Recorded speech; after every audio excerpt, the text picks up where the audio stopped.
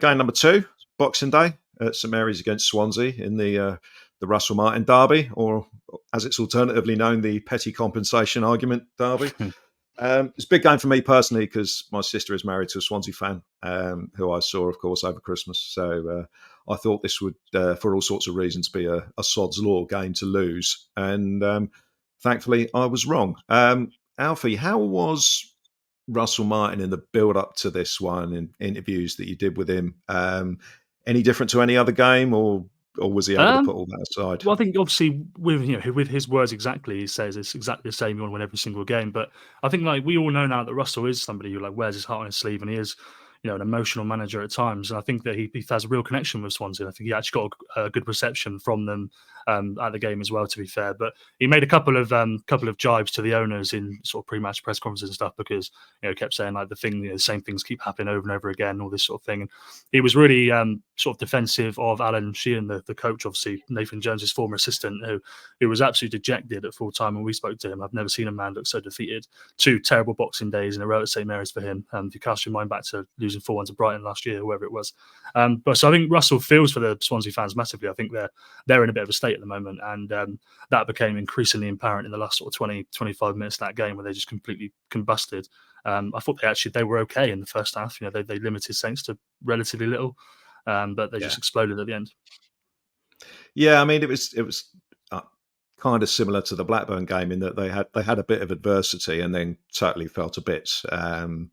This time it was the air shot, with Blackburn, of course, it was the sending off. I mean, do you think it was? Do you think the 5-0 sort of flattered us at all, Alfie, or was that is that something we are more likely to do now, given that we are trying to put teams? Are we trying to put teams to the sword a little bit more and not just manage the game? I think that's when I was speaking to a couple of people after the game. I think some people said that they felt Blackburn was a better performance overall. I wouldn't say that it flattered Saints because I think it's been coming. I think Russell Martin even mentioned the Rotherham game again after Swansea. He'll never let it go. I'm pretty sure, but they have done that to teams where they've just sort of taken them side to side and torn them apart and not got the result. It just now seems like things are going in. And Joe Rebo was like a little bit lucky with the opening goal, right? But I'm trying to cast my mind back. There's so many goals now. I'm just going to flip over to who actually scored them. It's Ryan Fraser I want to talk about because the impact that Ryan Fraser made against QPR was fantastic. Didn't get the sort of the end product, but his 2 finishes are unbelievable. And I suppose you could say that on any other Saturday they don't go in. Both of them either hit the bar or they ping off a defender or something. They did both go in the top corner. So I suppose you could say that's a little bit lucky, but in the day he's put it in the top corner. Especially the way he was finished. He didn't finish any of those chances against Cardiff. Yeah. Yeah, because he must have had about 7 or 8 shots in that game in the last 20 minutes, and couldn't hit anything other than the goalkeeper. But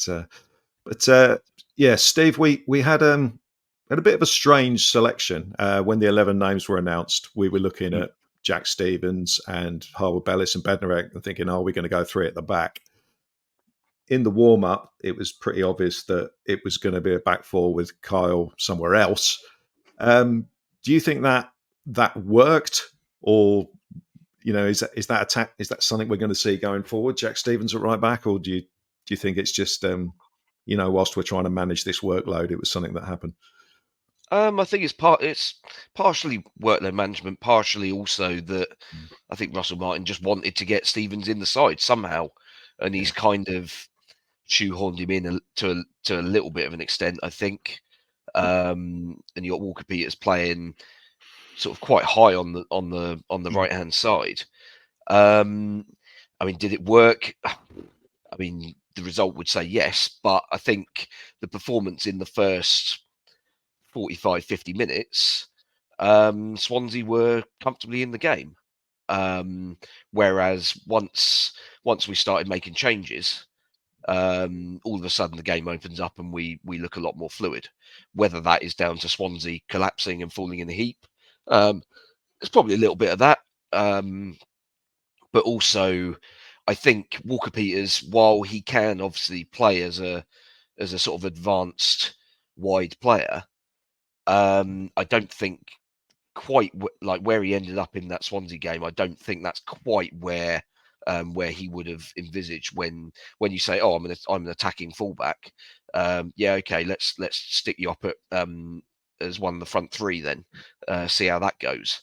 It doesn't. I think it kind of nullifies part of what makes him so good, in that it's the late runs from deep where he builds up a bit of momentum, and it's that momentum that takes him past fullbacks. Whereas when he's starting alongside them, he's got to generate the pace from the beginning, and he's not. While he's a quick player, he's not. I wouldn't say he's an explosive starter. He's one of those whose pace builds up as he's running. So I think you kind of lose, unlike say Sam Edozie, who can beat a man and has got that 3-5 yard pace. I don't think Walker Peters has quite got the same impact. So yeah, I would imagine that was. I mean, obviously we've seen it again. I mean, Stevens has obviously come in the same role again as a sub on Friday night and done the same role. But I think that's probably a kind of a setup that will be used very sparingly, if at all.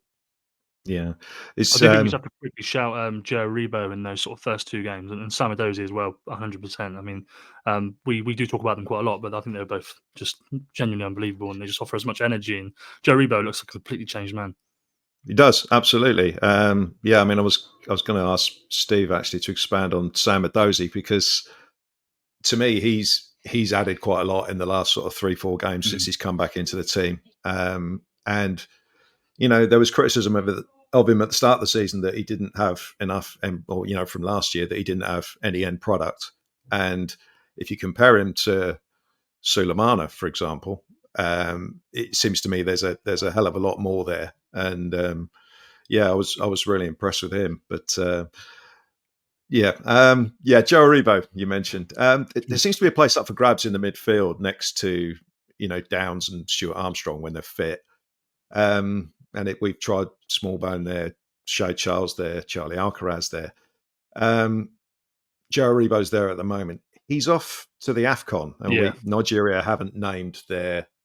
You know, he's in the big squad. They haven't cut it down to the 27 names, I think it is.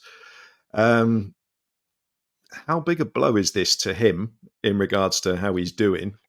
I mean, he obviously wants to go and play for Nigeria, so he personally probably won't see it as a blow. But having basically after a year got himself into the team, how big a blow is it for him and us, Alfie? Well, I mean, the fact that you're asking how big a blow is it for Southampton, I think is real testament to what he's done. It's a good point, actually, isn't it? Because, like I say, he's worked so hard to get back into the team. Russell Martin's always said that he trains brilliantly. He's a fantastic bloke. He's finally got his chance, and he's taken it. He's putting in back-to-back solid performances. He looks quicker. He looks, to an extent, sharper, sort of more alert. He looks more aware of what's going on. The game isn't moving by him anymore.